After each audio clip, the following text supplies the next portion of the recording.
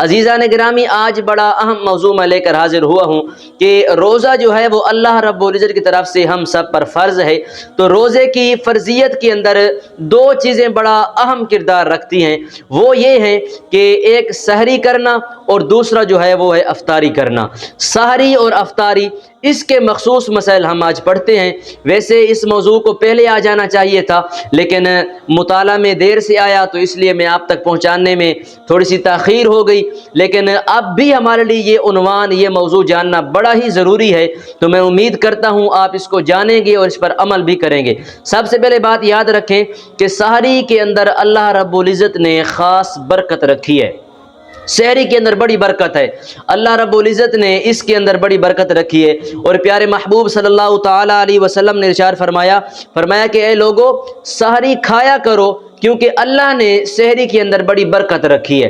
اللہ نے سحری کے اندر بڑی برکتیں رکھی ہیں مسلمانوں کے لیے، تو فرمایا سحری کھایا کرو۔ اور علماء فقہا لکھتے ہیں کہ کوئی بھی بندہ اگر وہ نیند سے اٹھ گیا ہو تو اس کے لیے ضروری ہے کہ وہ سحری کھائے۔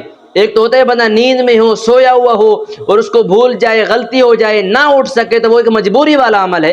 لیکن ایک بندہ جاگ بھی رہا ہے اور سحری اس نے نہیں کھائی تو یہ اس کے لیے مناسب عمل نہیں ہے۔ سحری لازمی کھانی چاہیے، کیونکہ اللہ رب العزت نے اس کے اندر بڑی برکتیں رکھی ہوئی ہیں۔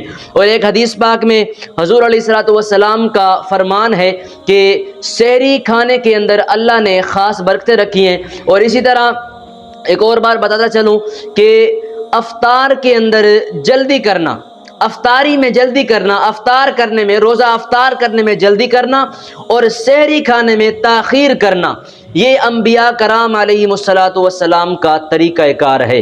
اب میں آپ کو یہاں پر ایک بات نوٹ کر کے بتاتا ہوں کہ عموماً ہمارے ہاں جو کچھ آباب ایسا کرتے ہیں، کچھ لوگ کرتے ہیں کہ جو سحری ہے وہ رات کو ہی کھا کر سو جاتے ہیں، صبح کون اٹھے سحری کرے۔ نہیں، سحری کے اندر تاخیر جو ہے یہ ہمارے انبیاء کا طریقہ کار رہا ہے، اور اسی کے اندر ہی اللہ نے برکتیں خاص رکھی ہوئی ہیں۔ اور ایک حدیث پاک میں حضرت ابو درداء رضی اللہ تعالیٰ عنہ آپ کہتے ہیں کہ رسول اللہ صلی اللہ تعالیٰ علیہ وسلم نے فرمایا کہ دو ایسی باتیں ہیں جو انبیاء کے اخلاق سے ہیں، نبوت کے اخلاق سے ہیں۔ تو پوچھا گیا یا سیدی یا رسول اللہ، وہ دو باتیں کون سی ہیں؟ تو میرے نبی پاک صلی اللہ تعالیٰ علیہ وسلم نے فرمایا کہ وہ دو باتیں یہ ہیں کہ انبیاء کرام علیہم السلام سحری کھانے میں جو ہے وہ تاخیر کرتے، سحری کھانے میں تاخیر کرتے، لیکن افطاری کرنے میں جلدی کرتے۔ روزہ جلدی افطار کرنا اور سحری تاخیر سے کرنا، یہ انبیاء کرام علیہم السلام کا طریقہ کار رہا ہے۔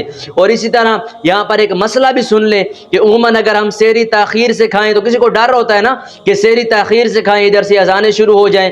تو ایک بات یاد رکھیں کہ یہاں پر یہ کتابوں میں لکھا ہوا ہے، میں دیکھ کر آپ کو بتا رہا ہوں، ایک بات یاد رکھیے کہ اگر آپ کے ہاتھ میں پانی کا گلاس ہے، آپ پانی پی رہے ہیں اور یہاں سے اذان شروع ہو گئی، تو آپ اپنے ہاتھ، جو چیز آپ نے پکڑی ہوئی ہے اس کو آپ ختم کریں گے، اور یہ چیز حدیث سے ثابت ہے۔ میں آپ کو حدیث پاک سناتا ہوں۔ حضرت ابو ہریرہ رضی اللہ تعالیٰ عنہ آپ روایت کرتے ہیں کہ رسول اللہ صلی اللہ تعالیٰ علیہ وسلم نے فرمایا کہ جب کوئی آدمی اذان سنے، کوئی بھی شخص جب اذان سنے اور پینے کا جو برتن ہے، جو گلاس پینے کا برتن جو ہے وہ اس کے ہاتھ میں ہو، تو وہ اس کو رکھے نہیں واپس، بلکہ اس کو پی لے، اپنا جو وہ کام ہے وہ مکمل کر لے، اس کو فوراً رکھ نہ دے۔ تو یہ حدیث سے ثابت ہو گیا، اور یہ حدیث جو ہے وہ آپ کو ابو داؤد اور اسی طرح ابو داؤد اس کتاب کے اندر مل سکتی ہے۔ ابو داؤد نے اس حدیث کو روایت کیا ہے۔ تو دیکھیں یہ کتنی بڑی اہم ہمارے لیے مسئلہ ہے۔ ہم عموماً یہ غلطی کر جاتے ہیں کہ جیسے ہی اذانیں شروع ہوئیں، ہمارے ہاتھ میں لقمہ تھا، ہمارے ہاتھ میں پانی کا گلاس تھا، فٹافٹ اس کو نیچے پھینک دیا۔ تو ایسے نہیں ہے، اگر اذان شروع ہو چکی ہے تو جو چیز آپ کے ہاتھ میں ہے، خواہ وہ لقمہ ہے، خواہ وہ پانی کا گلاس ہے، آپ اس کو ختم کریں گے، فٹافٹ جلدی ختم کریں گے۔ لیکن اس میں ایک بات یاد رکھیے گا کہ اس چانس کا، اس سہولت کا مطلب ہرگز یہ نہیں ہے کہ آپ بچا ہوا کھانا سارا کھا لیں، بچا ہوا پانی بھی سارا پی لیں۔ چائے بھی پی لیں, میں نے تھوڑی سی تاخیر ہو گئی, تو ایسا ہرگز نہیں ہے.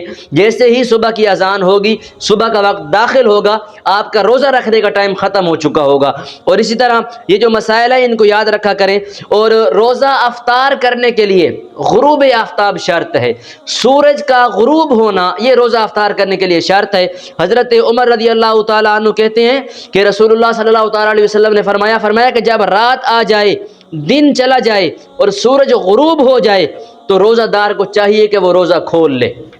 روزہ افطار تب کیا جائے کہ جب دن چلا جائے, سورج غروب ہو جائے تو روزہ کھول لے. اب یہاں پر ایک بات بتاتا ہوں کہ بعض لوگ ایسے ہوتے ہیں, کہتے ہیں کہ جی سحری ہم کس سے کریں, ہمارے پاس تو سحری کے لیے پیسے ہی نہیں ہے, ہمارے پاس تو سحری کا ساز و سامان بھی نہیں ہے. دیکھیں میرے پیارے محبوب صلی اللہ تعالیٰ علیہ وسلم نے سحری اور افطاری کھجوروں سے فرمائی ہے. سحری اور افطاری میں آپ نے چھوارے اور کھجوریں استعمال کی ہیں. حدیثوں سے یہ ثابت ہوتا ہے کہ سرکار علیہ الصلوۃ والسلام نے سحری کے لیے کوئی بڑے بڑے بندوبست نہیں کیے, کھجوروں سے بھی آپ نے سحری افطاری فرمائی ہے. تو ایسا ہو سکتا ہے, ممکن ہے, آپ بھی کر سکتے ہیں. اور سحری اور افطاری اور یہ جو روزہ ہے نا, یہ اللہ کے لیے ہوتا ہے, اور اللہ رب العزت نے ہی اس کے اندر برکتیں رکھی ہوتی ہیں. تو یہ جو مسائل ہیں ان کا جاننا ہم سب کے لیے ضروری ہے. اور ایک اور بات یاد رکھیں کہ اگر کوئی بندہ کسی کو روزہ افطار کرواتا ہے تو میرے نبی نے فرمایا کہ روزہ افطار کروانا ایسا ہے جیسے روزہ افطار کرنا ہے. یعنی کہ جتنا روزہ افطار کرنے والے کو ثواب مل رہا ہے, اللہ رب العزت اتنا ہی ثواب روزہ افطار کروانے والے کو بھی دیتا ہے. تو یہ ساری برکتیں کس چیز کی ہیں؟ ماہ رمضان کی برکتیں ہیں. یہ سارے فیضان, یہ ساری عطائیں, یہ ساری نعمتیں, یہ سارے انعامات یہ ماہ رمضان کے انعامات ہیں. تو ان کو آپ جو ہے وہ اپنائیے, ماہ رمضان کی برکتیں حاصل کیجئے, روزہ رکھیے, روزے کے اندر قوت پیدا کیجئے, روزے کے اندر اپنی عبادات بجا لائیے اور اللہ کی بارگاہ میں دعا کیجئے. اور مجھے بھی, ہم سب کو دعاؤں میں بھی یاد رکھیے. میں دعا کرتا ہوں کہ اللہ رب العزت ہم سب کو عمل کرنے کی توفیق عطا فرمائے.